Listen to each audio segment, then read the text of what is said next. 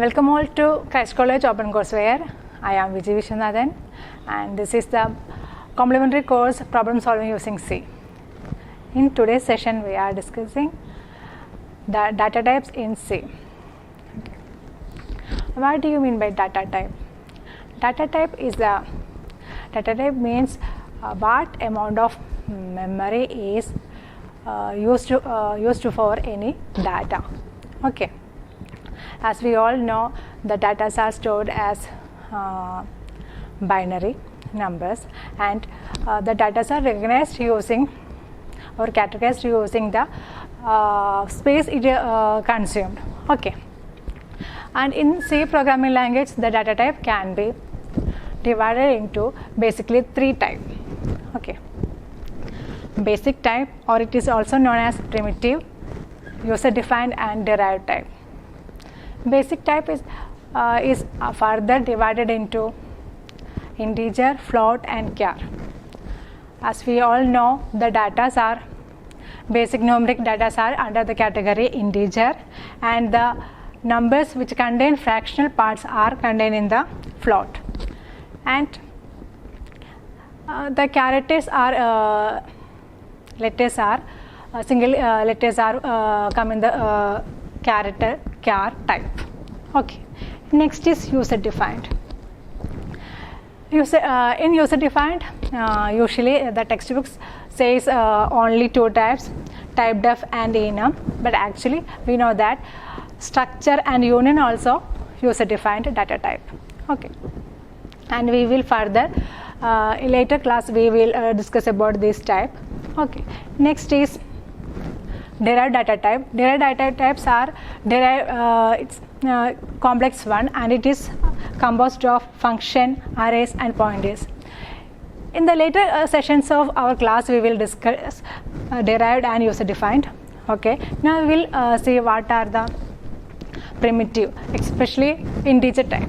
We can any number type, any number data are come in the category of integer, and it can be categorized short int, int, long int. This classification is based on how amount of data it consumes. Okay. For example, for short int,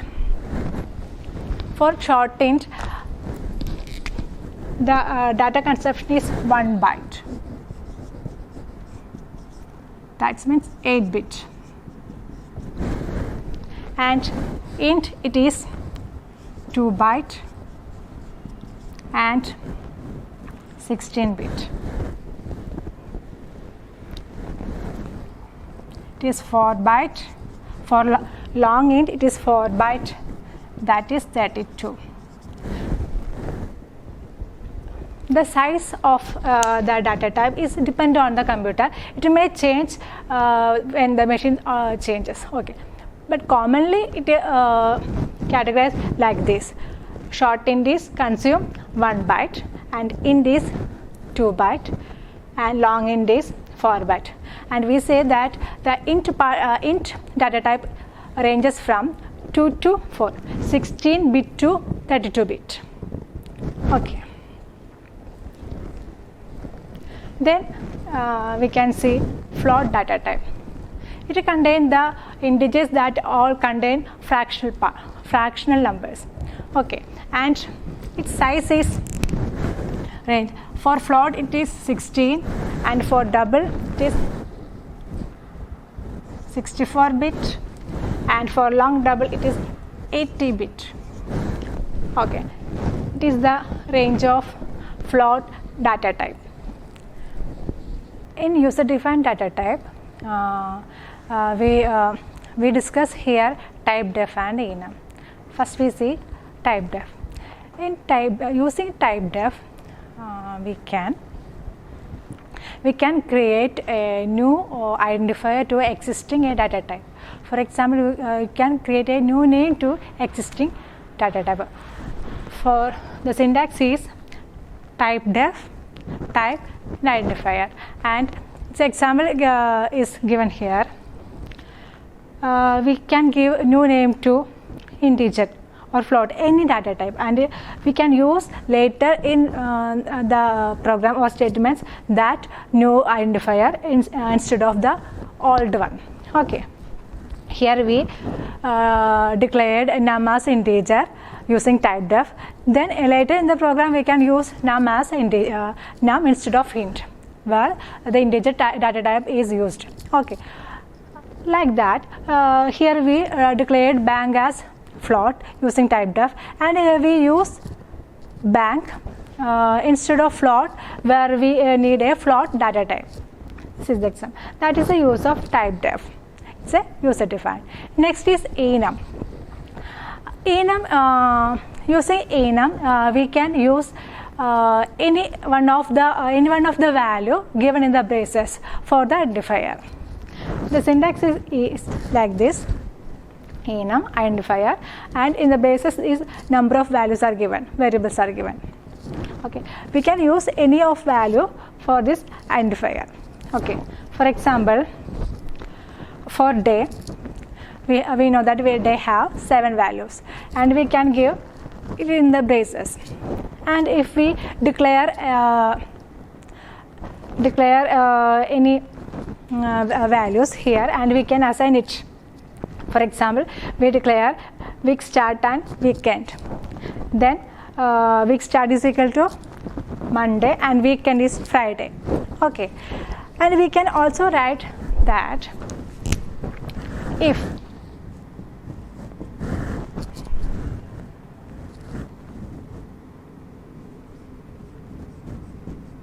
week start equal Tuesday,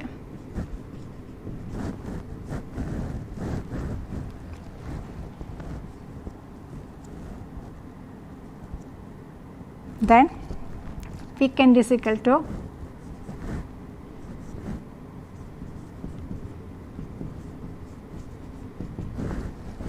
Saturday.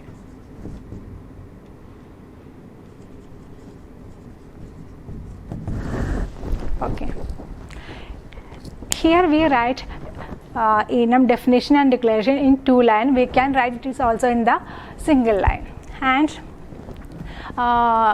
we can also give integer values to the variables, and the compiler will automatically increment the values in the braces. Okay, for example, if we gives enum day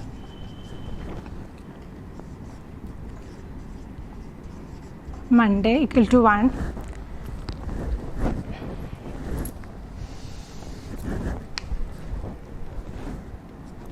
then Tuesday, etc., Sunday. Then the compiler automatically increment 1 value for Tuesday. Tuesday is equal to 2, like that. Sunday is equal to 7. This is the use of enum.